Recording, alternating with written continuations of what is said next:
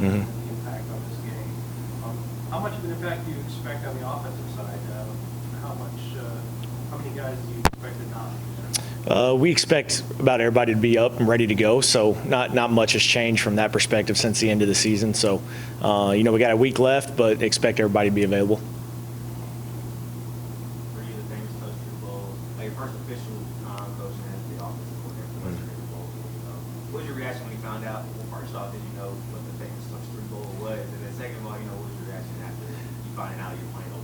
Well, I felt shafted, really, because I wanted the Bahamas Bowl. But so this is kind of a funny story. So when I was a GA at Washington State, I worked with a guy named Dan Rowe, who's on our staff.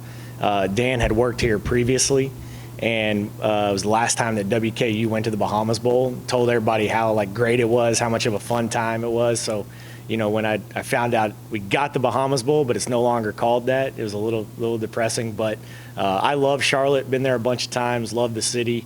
Very excited about this one. I know our kids are excited. So, again, pretty special for me to be able to share it with our team and our staff and just everybody involved. And I know everybody's pumped to go. So we're practicing hard right now, getting ready to go have a good one.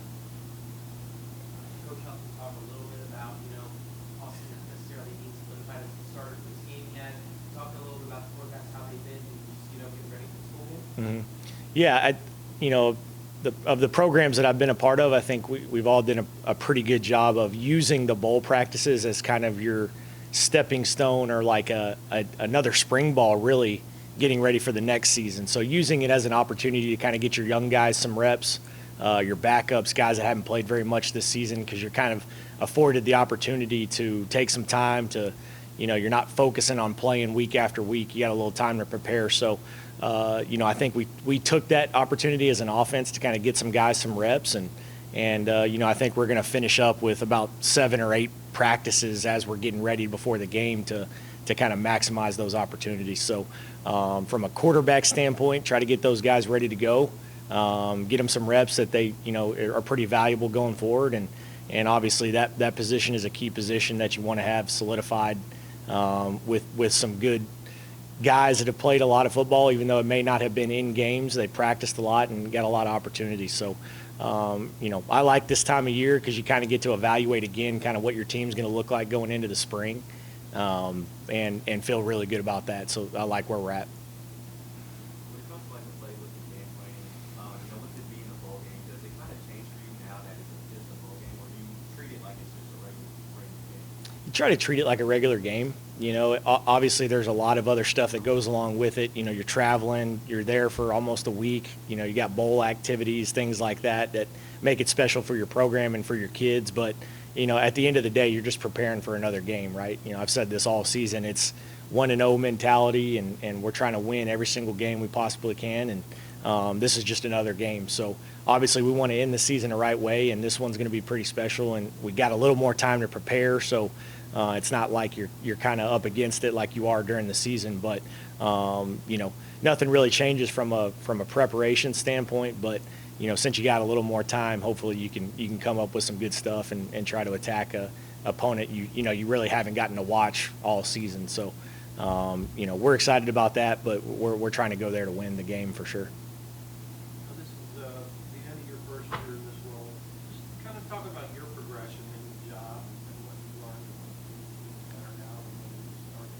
Yeah, I think that the saying is you never know when you're ready until you get in this spot, and all the stuff kind of hits you at the same time. So I've been very fortunate and very blessed to be a part of this staff. We got great guys around me from an offensive standpoint and a defensive standpoint too. The guys on the defensive staff do a great job, fighting for the team and understanding what it takes to win, and then obviously working for an offensive guy like Coach Helton.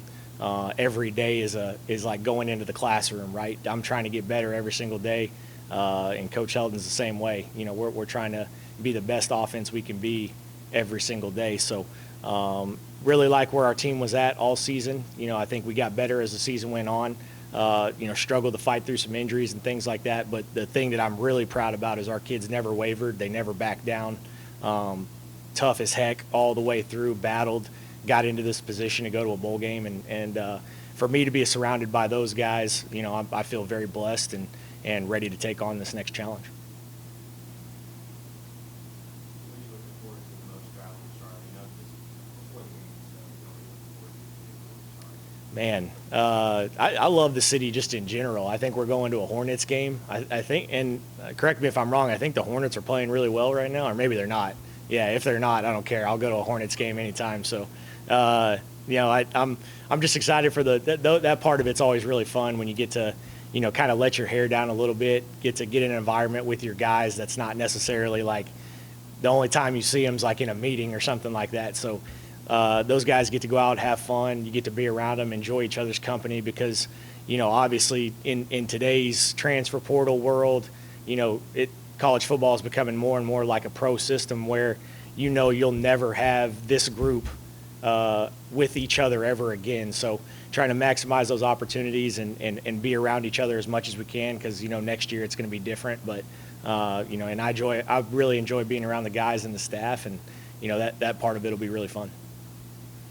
This old Dominion team's been in some battles all year in a tough Sun Belt conference. Just give me your impressions of the defense that you guys will see. Yeah, very multiple. Again, kind of that 3-3 stack team. We've faced a couple times this season, but they try to confuse you. Blitz a lot to try to get you off kilter and try to change the look on the quarterback almost every single play. So, we're definitely going to see some things that we saw throughout the season, and we're going to see some things that we probably hadn't too. So, again, it's just about doing what we do and trying to execute our base stuff and execute the stuff that we planned for this game. But got a ton of respect for their crew. I think Coach touched on this earlier to go through the Sun Belt Conference and win those last two to get bowl eligible against both really good teams there at the end speaks a lot to their program and their culture, and they're going to be ready to go. So we need to match that intensity and take it a step further. Are you guys preparing with Austin